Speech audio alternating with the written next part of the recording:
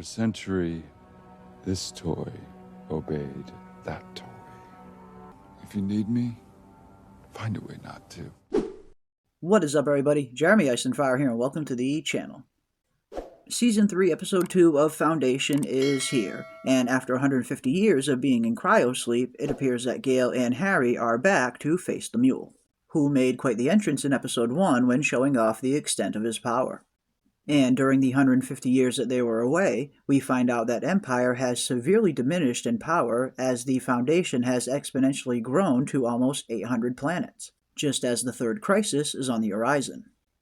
Back on Trantor, it seems Demerzel is also keeping a close eye on Harry's plan as well, as she has the other Prime Radiant, and has discovered something that might render Harry's numbers useless, as an extinction-level event appears to only be 4 months on the horizon. A new problem that seems to have arisen due to the Mule's latest actions in taking the planet Calgon. But first, Episode 2 kicks off with a flashback to around 150 years before the Mule's arrival, as the Second Foundation awakens Gail and Harry after 1 year of cryosleep. Part of Gail and Harry's original plan was to wake up once a year, to check on the Second Foundation's progress and to guide them on the path, with Gail teaching the Mentalics how to use their powers, and Harry teaching them psychohistory, while also recruiting new members and expanding their reach across the galaxy. But as Harry's plan is still a little bit off course, he fears that they will not be able to ready them in time, and describes the third crisis as a major turning point, and worries that even if they are able to defeat the Mule, that they will not be prepared for what comes after, as we learn in this episode that Harry has predicted 8 different crises in his plan, which ends up leading Harry to believe that one of them needs to stay awake while the other goes to sleep.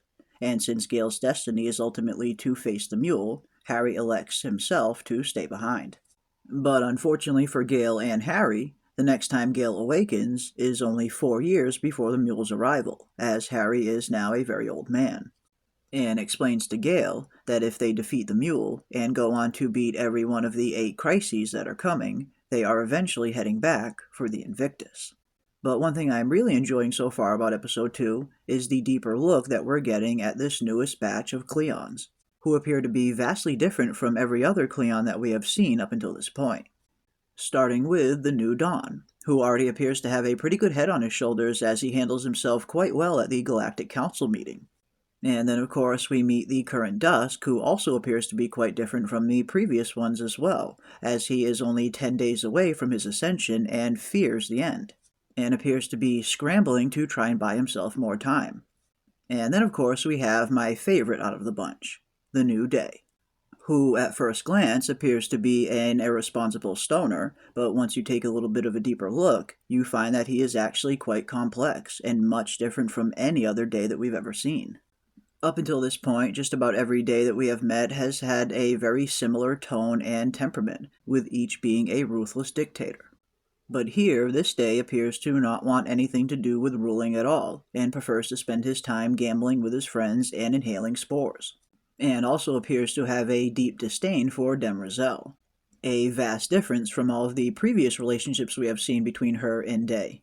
And while the current Day may come across as irresponsible, we actually start to see that there are some much deeper layers to him later on, one of which being him showing a genuine humanity and caring for others.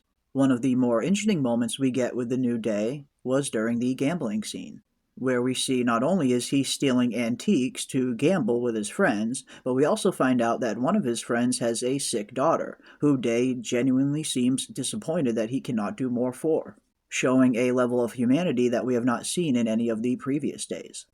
I saw the doctor again. No change, but I wish there was something I could, I know. It also appears that this current Day is in love as well, something that none of the previous Days would have been even capable of, I would have thought. As we see at one point in the episode, he plans on running away with his concubine, as he realizes the end might be on the horizon and he doesn't want to spend his final moments here, but instead wishes to see the planet that she comes from. So far, this Day is a night and day difference from the rest. But perhaps the most interesting scene we get with Day was between him and Dusk. Earlier in the episode, we see that Dusk is trying to maneuver to buy himself more time as he fears the end, which leads him to visit the current day in hopes that he will expand the Cleons' life cycle. One thing we find out in this episode is that the Cleons don't have as long a lifespan as they used to, as their minds appear to start to deteriorate much earlier, which points to a bigger problem within the genetic line. We ascend sooner because our minds deteriorate sooner. If that feels unnatural, good. But unfortunately for Dusk, Day refuses to grant him his wish, as we start to realize that the current Day doesn't even view himself and his brothers as human or natural, and describes them all as ragdolls, as it appears he has glimpsed the truth about the power structure on Trantor, and how it really is Demerzel who is in charge, and realizes that he and the other Cleons are simply pawns. This toy obeyed that toy. It made us servants to its readings, which it promised would help us preserve our own skin. All in all, he is the complete opposite of every Day that we have ever seen. Where most view themselves as more than human, he views himself and his brothers as less than human. There's nothing natural about us. We're ragdolls, dressed up as kings. And I must say, the comedic timing that he has brought to the series is welcomed.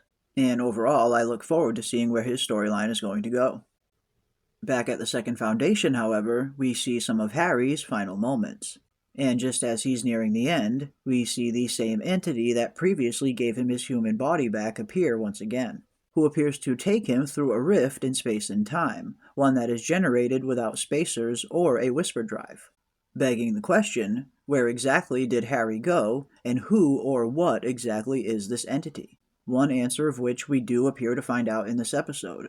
As it appears, this entity in the form of Kalle is really the consciousness of the Prime Radiant itself. When watching episode 2 with the description subtitles on, this character's name is officially designated as Prime Radiant, which apparently makes her the very embodiment or consciousness of the Radiant itself, which, if nothing else, describes why it had such a vested interest in keeping Harry alive. But of course, the other question that still remains is, where exactly did she take him? And will we see this version of Harry again? We also get an interesting look at the Mule in this episode as well, as he begins to settle in on Calgan, as he gives yet another demonstration of his powers, and promises that soon, the entire galaxy will love him. Would you like to pull the trigger, Scarlet? More than anything. On the count of 3, then.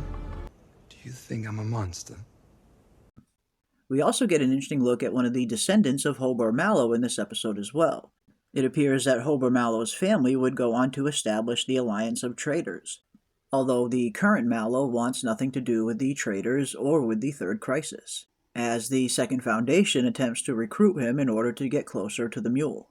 It certainly seems like the board is being set for a massive showdown between the Mule, Empire, and the Foundation, with each consolidating their power. And it appears that Dusk has one final gift for Dawn before he shuffles off his mortal coil, something that will give Dawn an edge in the coming war, as Dusk has been developing his own Death Star in secret. Okay, not exactly a Death Star, but a black hole bomb capable of destroying a planet with a single shot, so essentially a Death Star.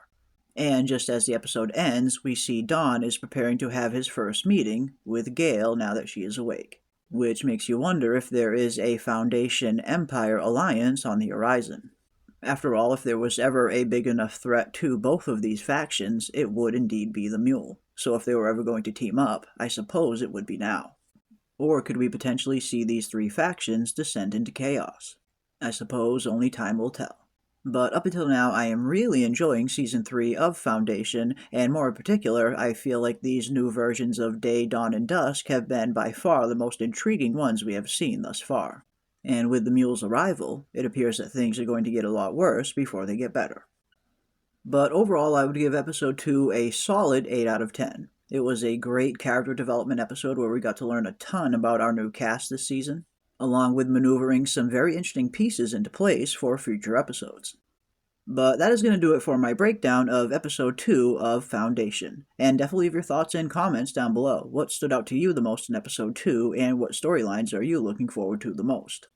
And if you enjoyed this video, don't forget to leave a like on your way out and consider subscribing to stay up to date on all of our upcoming content. And as always, I want to give a big thank you to everybody out there for watching, and we will see you on the next one. The Foundation was created to save humanity. But the coming darkness was always the turning point.